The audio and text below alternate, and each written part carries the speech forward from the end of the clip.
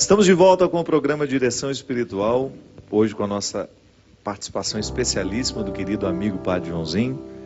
Lembrando que o CD Solo Sagrado está nas livrarias de todo o Brasil, todas as lojas que vendem CD, lojas americanas, Saraiva, mas também aqui na Canção Nova. Você comprando aqui através do telefone 0 operadora 12 31 86 26 00, você ajuda a manter essa obra no ar. Esse é um produto que também faz com que a Canção Nova continue realizando esse trabalho de evangelização. O Davi, o departamento audiovisual da Canção Nova, que é onde você compra livros, CDs, é o coração dessa campanha da M Almas para fazer com que a Canção Nova continue evangelizando 24 horas no ar. Lembrando que você também pode adquirir através da Loja Sacra, www.lojasacra.com.br. Lá você também tem as minhas palestras, os outros livros, os outros CDs.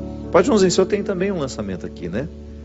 Canções de Cura, aliás, é o CD e também tem o DVD. Que também podem ser comprados também. Esse é gravado pela Canção Nova.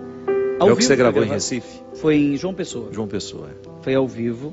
E na verdade, as principais canções, Conheço um Coração, e outras, Oração de Cura, e também algumas novas, Salmo 22, eu misturei o Salmo 22 com a oração de Santa Teresa d'Ávila, né, que eu acho que tem muito a ver, o Senhor é meu pastor, nada me faltará, e nada me perturbe, nada me amedronte, tudo passa, quem tem Deus nada falta, só Deus basta. Que bom. Também pela Canção Nova você pode adquirir o CD Canções de Cura do Padre Joãozinho. Os livros, está saindo um novo aí, viu? Qual é o livro agora? É o Mini Sermão. Isso é uma novidade que eu tenho, sem querer, fui investindo aí num sermão diário pelo Twitter em 140 caracteres. Que é fascinante aquilo. Você recebe? Recebo no meu WhatsApp. Aí eu comecei a gravar em um minuto. Eu começo o meu dia com a reflexão do Padre Joãozinho, todos os dias. Pior é que agora, se eu passo das 7 da manhã, o pessoal já começa a tem alguma coisa? Como é que é? Um dia eu quero dormir um pouquinho mais, sabe, meu dia de folga. Aquilo é muito válido, Padre. Aquilo é muito bom. É muito bom receber a sua reflexão de manhã. Um minuto. E você sabe que para falar um minuto é difícil. É difícil, todos os dizer dias. Em um minuto dizer... tem que ter um poder de síntese, Vai sair agora, eu selecionei 550 mini sermões, classifiquei por temas e vai sair pela Canção Nova até o final do ano. Deve sair aqui também o Departamento da Vida trabalhando direitinho. Aí você vai poder ter em casa os 500. Então você lê, escolhe aquele que você quer por temática. Jesus, combate espiritual, fé, esperança, caridade, solidariedade, espiritualidade. Padre, hoje, retomando o assunto do sal e luz, os evangélicos não têm nenhum receio de falar a palavra política dentro dos seus templos. E nós temos muito mais cuidado por causa... Nós não queremos... Um pudor, né? Um pudor. Nós temos um pudor. A Igreja Católica sempre teve o pudor de tratar os temas políticos. Mas a gente não pode fugir que hoje o ser sal e ser luz tem toda uma dimensão política nos nossos dias, não é verdade? Na verdade, nós somos uma religião política, porque o nosso mestre se fez carne. O Verbo se fez carne e assumiu cidadania, né? Assumiu cidadania na história. Viveu no seu contexto, na sua época. Como dizia Santo Agostinho, não somos apenas uma religião da cidade do céu ou da sacristia. Nós somos uma religião da cidade da terra. A igreja acredita que a salvação começa já, ainda não em plenitude, mas os gestos de vida promovida na história já são a salvação em ato, a salvação acontecendo. O Espírito de Deus age nos sacramentos, mas age também na solidariedade. Quando eu sou solidário com meu irmão, eu estou de alguma maneira promovendo a sua salvação, não é? Atuando a graça de Deus na vida daquela pessoa. E por isso que a igreja tem uma doutrina social, né? Já vem dos santos padres. Tem gente que diz, mas isso daí começou em 1891 com Leão XIII, com a encíclica Rerum Novarum. Não. Isso é um ponto alto, né? Ponto alto, um ponto de explicitação temática, onde a igreja fala o que pensa a respeito de política, a respeito de economia, a respeito da situação nova que viviam os operários, que eram muitas vezes explorados e não tinham uma legislação trabalhista. Então a igreja, por meio das suas encíclicas sociais, vai dando a contribuição para que surja, por exemplo, uma legislação trabalhista. No Brasil isso demorou até para pelo menos 1940, veja, eu estou falando 1891, veja 1940. Getúlio Vargas começa um pouco a se pensar uma legislação trabalhista menos escravocrata. O Brasil teve escravidão. Enquanto surgia a doutrina social da igreja, o Brasil estava mal abolindo a escravidão em 1888, não é isso? Então, nós assistimos a uma doutrina social da igreja e a CNBB continua tendo uma postura clara a respeito de política. Por exemplo, esse ano, a CNBB colocou claramente qual seria a sua visão a respeito do Brasil. Tem uma carta bonita que ela lançou em maio, durante a Assembleia dos Bispos, chamada Pensando o Brasil. Uma forma de pensar as eleições de 2014. Que são importantes demais, né? Essa definição de quem nos governa tem que passar por critérios importantes para o cristão. Posso ler um trechinho aqui? Pode, claro. São 7 páginas, mas eu não se preocupe, não vou ler as 7 páginas não. Eu gostaria de ler o último número, que é o número 29. Porque eu achei que eles foram tão felizes. Os bispos normalmente são muito felizes nos seus documentos, mas aqui eles acertaram assim, em gênero, número e caso, e em brevidade, até parece texto para Twitter, não é? De tão breve e certeiro. Ó. Compensando o Brasil, a CNBB convoca os cidadãos a se prepararem conscientemente para o momento da eleição. Então nós não estamos falando só de política lato sensu, agora estamos falando de política stricto sensu, que é o momento do voto. O eleitor consciente deve conhecer o passado de seu candidato e averiguar se o discurso e a prática por ele apresentados se conformam aos valores da ética e do bem comum. Primeiro critério, ele é coerente? É sal e é luz? Ele vive aquilo que prega? Ou já viveu na sua vida? Então olhar a integridade do candidato. Ele é íntegro? É preciso também exercer a missão profética de todo cristão e manter uma atitude de fiscalização e vigilância. Isso aqui já é onde o eleitor se corrompe. Ele, na última hora, ele escolhe o candidato, e se eu perguntar para quem está nos ouvindo agora, em quem você votou na última eleição, muitos talvez não lembrem. Às vezes vota naquele deputado, nunca acompanha o trabalho que aquele deputado faz, né? Depois critica porque se corrompeu. Justamente. Então, a CNBB diz da necessidade, da responsabilidade política que passa pela fiscalização e vigilância. Eu diria até de oração pelo candidato e de oração por aquele que for eleito. Esse negócio de dizer que... E de cobrança também, né, padre? O deputado é um funcionário do povo. O presidente do Brasil é um funcionário do povo. Exatamente. O senador é um funcionário, o prefeito é um funcionário do povo. Imagina um funcionário que nunca vai no trabalho. Pois é, demitido. E a maneira como lida com esse patrão, né? Nós somos os patrões deles. Eles foram eleitos para cuidar do nosso bem comum. Eles foram eleitos para administrarem bem as nossas cidades, para administrarem bem os nossos estados, as legislações que nos regem. Então, essa ligação política do cristão que pensa essa responsabilidade de maneira cristã, né, que não é apenas uma balela, mas internalizou esse valor, precisa ser ao longo da administração, não é só na época da eleição. E sabe que tem muita gente que diz, eu não gosto de política, não gosto de... É uma maneira cômoda de justificar uma certa preguiça de cidadão. Né? Não, porque todos são corruptos. Todos nós temos pecado. Todos nós temos as pequenas corrupções. Todos nós temos pequenas corrupções. O anjo Gabriel, Miguel e Rafael não são candidatos. Não dá para votar neles. Né? Maria Santíssima não é candidata à presidência. Não são perfeitos, né? A gente tem que descobrir onde que existe menos... Ninguém vai votar aqui em Jesus Cristo. Onde existe um pouco mais de coerência, né? Claro. São pessoas tão falhas quanto eu, que já tive pecado. Que já errei na vida, que tem um passado, coisas... Todos nós já pisamos na bola. Agora, então não dá para ter o candidato perfeito. Mas nós temos que avaliar não só a pessoa do candidato, mas também as suas alianças. Dize-me com quem andas e eu te direi quem tu és. Sabe uma coisa, Fábio? Muitas vezes... no Brasil nós votamos só no candidato, mas temos dificuldade de pensar quem está ao lado. Até no caso, o vice. O vice, que não, devia ter um debate de vices. É verdade. Porque o Brasil já teve tanto vice que acabou Olha ocupando. O Sarney foi um homem que entrou, na época, ele como era vice. Ele era como vice. Ele não chegou... Ele não foi eleito como presidente, ele foi eleito como vice, ele se tornou depois. Itamar Franco também era um verdade, vice. Dois. Então, é muito recente. Como é que eu vou votar vices em alguém se eu não sei quem é o vice? Eu estou É. falando só de cargos do executivo, não é? Mas eles dizem aqui, só um trechinho ainda. Diante de irregularidades, é necessário denunciar.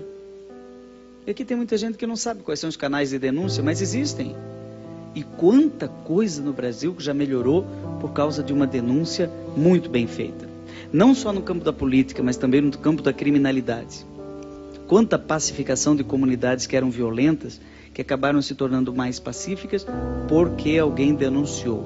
Quantos criminosos, até matadores de série, serial killer, né? Que acabam sendo descobertos porque alguém teve a coragem e se arriscou, porque dá medo você denunciar. Uma denúncia é uma atitude do cristão, não só anunciar. O silêncio e a omissão também são responsáveis pela deteriorização da democracia. Claro. Né? Então eu tenho dificuldade de compreender o voto em branco, o voto nulo. Eu não quero saber. Não vou me envolver não com me isso, envolvo, né? Depois eu vou. Aí depois critica, diz, não, mas eu votei nulo. Eu votei branco. Eu não queria saber daquilo ali. Bom, então vai morar em Marte, né? Deixa a terra pra gente que é imperfeito. Você tem até uma canção do Padre Zezinho que você gravou aí. Canção dos Imperfeitos. Por fim, é indispensável o acompanhamento dos candidatos eleitos e o engajamento em prol de uma efetiva reforma política. A CNBB está muito empenhada na reforma política. Quando a gente protesta votando naquela pessoa, dando a ele 1 milhão, 2 milhões de votos, aquela pessoa leva um monte de gente para a Câmara dos Deputados. Isso tudo precisa ser discutido, ser modificado, né? Dentro de uma reforma política. Existe uma santidade política. Um político, eu não vou dizer o nome aqui, mas um político que já faleceu, inclusive, mas que eu sempre admirei muito, ele uma vez me deu uma entrevista numa emissora de TV e ele falava de piedade política, que o que guiava ele na vida pública era a piedade política. E eu pensei, mas o que é isso, piedade política? Ele falou, olha, a política é o jeito que Deus me deu, colocou à minha disposição para eu viver a santidade. Eu preciso ser tão piedoso na política quanto você na sua missa. Aí eu pensei, mas é verdade, eu posso como padre rezar uma missa com piedade ou não? De qualquer jeito, chego ali em cima da hora, né? A missa é às 7, eu chego 7:02, né? Visto lá os paramentos às pressas, nem olhei qual é o evangelho do dia, isso é falta de piedade. Agora, o que é uma piedade do padeiro? Um padeiro piedoso acorda às 4:30 da manhã, na hora que você vai comer o pão, aquele pão está crocante, não está cheio de bromato, é um pão piedoso, né? Você diz, foi feito com cuidado. Então tem aí um cuidado político. Nós precisamos cultivar gerações onde haja piedade política, onde haja vocação, porque não é todo mundo que tem vocação para a vida pública. Não é mesmo? É uma arte. Às vezes as pessoas ficam fazendo a política ser uma opção de vida, né? Em determinado momento acabou a vida artística, acabou a vida e vai se refugia dentro do contexto político e depois descobre que fez um erro, né? Que não deveria ter entrado nessa. A política é uma vocação. Cuidar dos outros, né? Requer uma capacidade de doação tanto quanto o padre. O padre precisa ter um sacerdócio. É um sacerdócio, porque você vai viver para administrar o dinheiro do outro. Então todos os recursos que você precisa, que você vai administrar, que você vai distribuir, tem que passar por um crivo de honestidade, de discernimento. Política é a arte de cuidar do bem comum. Brincadeira não, gente. Por isso que a corrupção é a perversão da política na sua essência. Utilizar-se do dinheiro público para os benefícios próprios. Padre, eu sempre digo Brasil, que às vezes a gente faz uma reflexão que nós queremos um mundo melhor, nós queremos um país melhor, mas a gente abre mão de ser honesto nas nossas questões, né? É tão ruim quando você identifica que existe uma incoerência em você. Então tá bom, eu luto pelos direitos trabalhistas, mas trato mal quem trabalha comigo. Eu luto para que o país seja mais honesto, mas eu sou desonesto com as pessoas que me cercam. É aí que a gente precisa ter muita capacidade de reconhecer que o mundo fica ruim toda vez que eu tenho atitudes ruins no meu dia a dia. E que ao exigir que o país seja honesto, eu estou naturalmente exigindo que os meus bastidores sejam honestos. Que exista uma coerência aqui no espaço que me constrói e que faz ser a minha intimidade. Sabe que o que faz um político corrupto é um eleitor corrupto. E muitas vezes os eleitores corrompem os seus políticos.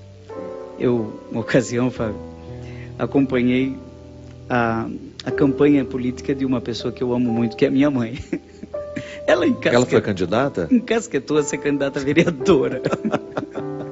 É verdade, é verdade. Hoje eu posso falar isso porque ela não quer mais nem saber. Lá em Brusque. Lá em Brusque, em Brusque. E encasquetou. Eu fiz até o jingle, agora eu já posso falar, fiz até o jingle, não falei pra ninguém, né? Na época. Fiz o jingle dela e tal, saía no carro de som pela cidade.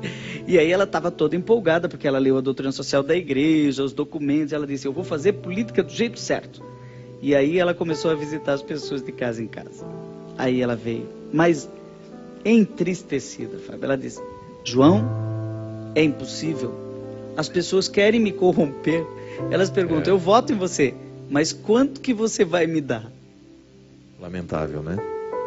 Então, muita gente pensa, não politicamente ou em termos de bem comum, pensa em si, corporativamente.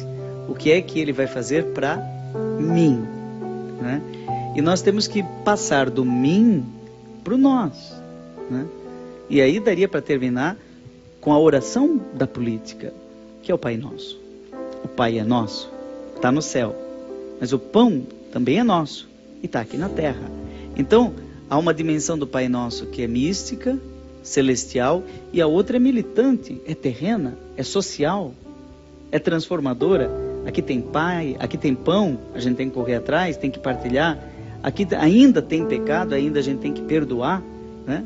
Assim como nós perdoamos as nossas ofensas. Ainda tem tentação, e a gente tem que cuidar para não cair, e tem que pedir força para não cair. E ainda tem maldade, e tem muita maldade por aí.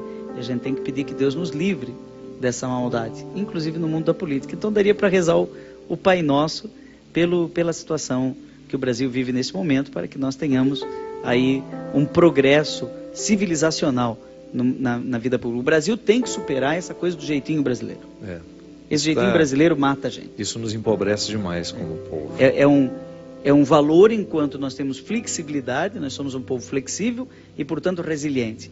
Mas, por outro lado, é um câncer, porque a gente ajeita todas as coisas e, no fim, ajeita o que não dá para ser ajeitado. E na política, quando a gente cria muito jeitinho...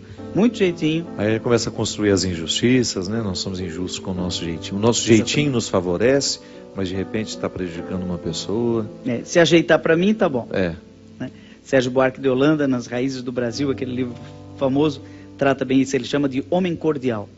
Mas que depois, enquanto é meu amigo, tudo bem. Quando deixa de ser meu amigo, aí a inimizade é total. Ô padrinho, uma coisa que eu acho que é necessário demais, e que isso inclusive ganhe os discursos religiosos, né? A gente precisa falar disso, é a necessidade de nós chamarmos a responsabilidade das pessoas para a construção desse bem comum. Que às vezes nós olhamos para as necessidades do mundo e a gente não se inclui na construção dessas soluções. Nós estamos com o problema da água, por exemplo. É um problema ambiental seríssimo, grave. São recursos naturais que estão ficando cada vez mais escassos e nós, como se nada estivesse acontecendo. Lavando a calçada, usando de maneira inconsequente este recurso. Você imaginou que existe um anúncio que se não voltar a chover, São Paulo não terá mais água em novembro? Não é em 2020. Você consegue imaginar isso? Não é em 2020. Isso não é uma profecia para o futuro. E não é, nós estamos vivendo uma seca muito grave, muito séria. Aí você olha no comportamento das pessoas, por exemplo, na minha vizinhança, eu moro na zona rural, as pessoas colocando fogo nos seus terrenos, porque não paga uma pessoa para fazer uma limpeza, então é mais fácil colocar o fogo no mato e aquele fogo não vai tendo controle. Gente, eu fico tão indignado, porque a irresponsabilidade é tão grande nos dias de hoje. Se você quando você está sobrevoando o país, outro dia eu fui para Brasília, e quando eu comecei a pousar em Brasília, eu fiquei impressionado com o número de focos de incêndio. Em beira de estrada, aquilo é provocado. Alguém passa, joga uma bituca de cigarro, com esse clima muito seco, é claro que aquele fogo vai se alastrar. E eu fico impressionado como nós não nos responsabilizamos com essas negligências do dia a dia, que estão tornando a vida cada vez mais difícil. É falta de consciência política. Isso é falta de consciência política. De consciência política. Porque se eu não sei respeitar uma regra, gente, o tempo está seco, não se põe fogo em nada. Pelo amor de Deus, não é a hora de pôr fogo em nada, não é a hora de limpar terreno, não é a hora de fazer nada disso. As pessoas estão indo lá. Eu, no meu caminho para casa, todo dia eu encontro um foco de queimada. Alguém colocou aquele fogo ali. Alguém, de maneira irresponsável, não pensou no bem comum. Que o clima está seco. Essa semana nós tivemos 15% de umidade do ar. Isso é taxa de deserto. Isso é consciência política, porque se nós não tivermos, chamarmos essa responsabilidade para nós, eu quero ser mais politizado, eu vou no uso consciente da água, ou eu não vou pôr fogo em absolutamente nada, eu não vou provocar mais e mais de malefícios, né? Provocando malefícios para o mundo, dificultando cada vez mais a vida. E a doutrina da igreja passa por aí, bem comum, dignidade humana, solidariedade. A igreja tem o que dizer a respeito da praça, e não apenas a respeito da prece. Com certeza. Padre, e o senhor tem uma música muito bonita que fala justamente da necessidade de nós fazermos o nosso coração, porque isso tudo é mesquinho, né? A partir do momento que eu não sou capaz de pensar no bem dos meus vizinhos, eu estou sendo mesquinho. Quando eu não sou capaz de pensar no bem da comunidade, eu estou sendo mesquinho. E você tem uma música que reza justamente isso. O desejo de pedir a Deus, o desejo de ter um coração que possa ser substituído pelo coração de Deus. Fábio, vamos cantar a terceira estrofe, que pede o Espírito Santo como aquele que derrama sobre nós a água do amor. Vamos, claro. Pedindo chuva. Vamos pedindo chuva. Vamos pedir chuva. Pedir chuva sobre todos antes nós, de novembro, sobre a nossa sociedade. Antes de novembro. Chuva nas nossas consciências também. Nós vamos ter as eleições agora, que a gente possa voltar consciente, que a gente possa ter você que ainda vai eleger o seu governador, olha bem para o candidato que você vai confiar a ele a responsabilidade de trabalhar para você, viu? Não inverta as ordens, não. Ele é seu funcionário. Reze antes de votar. Isso. Lava, purifica e restaura-me de novo. Serás o nosso Deus e nós seremos o teu povo. Derrama sobre nós a água do amor, o Espírito de Deus, nosso Senhor.